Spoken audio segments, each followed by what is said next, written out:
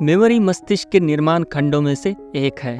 कुछ यादें अच्छी होती है तो कुछ यादें बुरी, कुछ यादें हमें तकलीफ देती है तो कुछ यादें हंसाती है, तो कुछ यादें हमें सुरक्षित रखने में मदद करती है, जैसे कि हम फिर से वही बात ना दोहराए जिससे हमें खतरा है। कुछ यादों को हम भुलाना चाहते हैं तो कुछ यादों को हम बार बार याद करना चाहते हैं। ये यादें बेहद दिलचस्प होती है और हमारे लिए महत्वपूर्ण भी।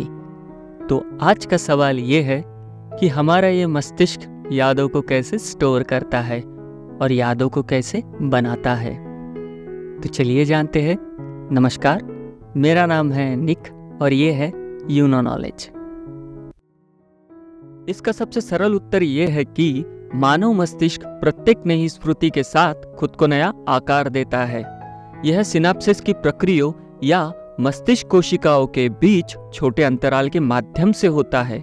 मस्तिष्क कोशिकाएं या neuron elegant electrical chemical system के माध्यम से एक दूसरे के साथ कम्युनिकेट करते हैं। एक सेल के विद्युत आवेश में परिवर्तन से सिनेप्सिस में न्यूरोट्रांसमीटर नामक रसायन निकलता है। ये न्यूरोट्रांसमीटर तब अंतराल के दूसरी तरफ से न्यूट्रॉन द्वारा उठाए जाते हैं, जहां से वो उस सेल में इलेक्ट्रिक चार्ज ट्रिगर करते हैं।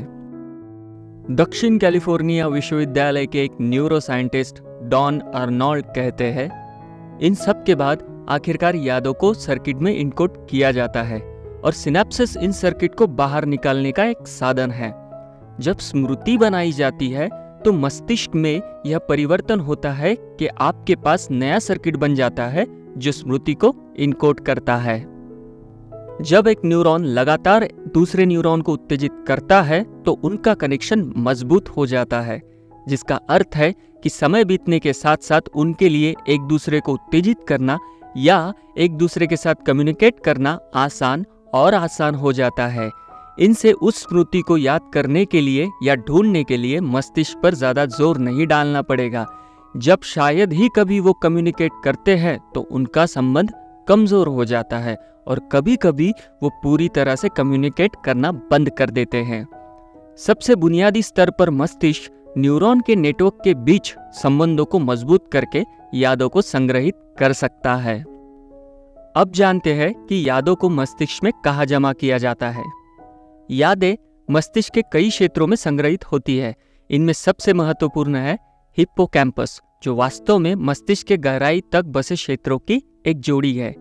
ये जुड़े हुए क्षेत्र प्रारंभिक स्मृति निर्माण के लिए महत्वपूर्ण है और यादों को शॉर्ट टर्म स्टोरेज से लॉन्ग टर्म स्टोरेज में ट्रांसफर करने के लिए बड़ी भूमिका निभाते हैं। शॉर्ट टर्म मेमोरी लुप्त होने से पहले सिर्फ 20 या 30 सेकंड तक चलती है। उदाहरण के लिए, जब आपको एक फोन से दूसरे फोन में नंबर डायल करना हो तो आप कुछ समय के लिए उन नंबर को याद करते हो ताकि आप उस नंबर को अपने फोन में डायल कर सको, उसके बाद भूल जाते हो।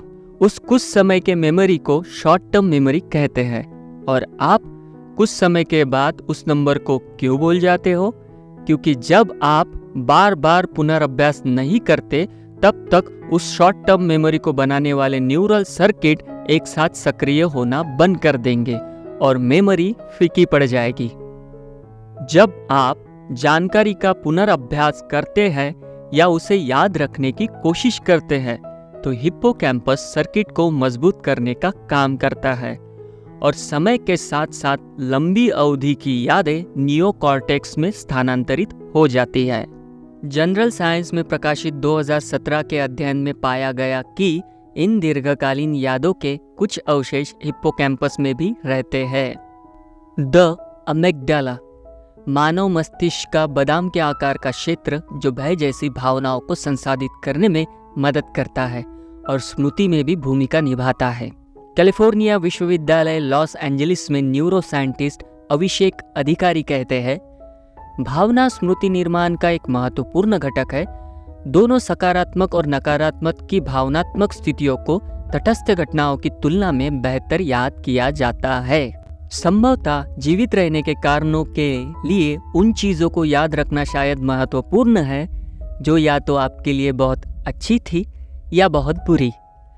मस्तिष्क उच्च भावना वाले परिस्थिति में कुछ न्यूरोट्रांसमीटर की उच्च एकाग्रता को छोड़ता है और इन न्यूरोट्रांसमीटर की उपस्थिति हिप्पोकैम्पस में मेमोरी सर्किट को मजबूत कर सकती है। अब जानते हैं मेमोरी के रहस्यों के बारे में। वयस्क मस्तिष्क में नए न्यूरॉन्स का निर्माण भी स्मृति भंडार में एक महत्वपूर्ण भूमिका निभाता है। वैज्ञानिक सोचते थे कि किशोरावस्था के बाद मस्तिष्क नए न्यूरॉन्स का उत्पादन करना बंद कर देता है, लेकिन पिछले दशकों में शोध से पता चला है कि वयस्क मस्तिष्क न केवल नए न्यूरॉन्स बनाता है, बल्कि ये न्यूरॉन्स सीखने और याद रखने के लिए महत्वपूर्ण हैं। सेल स्टेम सेल्स पत्रिका के 2019 के एक अध्ययन में पाया गया कि हिप्पोकैम्पस उन लोगों में भी नए न्यूरॉन्स उत्पन्न करना जारी रखता है जो 80 या 90 के हैं। तो इस तरह हमारी मेमोरी काम करती है और इस तरह हमारा मस्तिष्क मेमोरी को स्टोर करता है। आज के वीडियो में बस इतना ही। मिलते हैं अगली वीडियो के साथ। देखने के लिए धन्यवाद।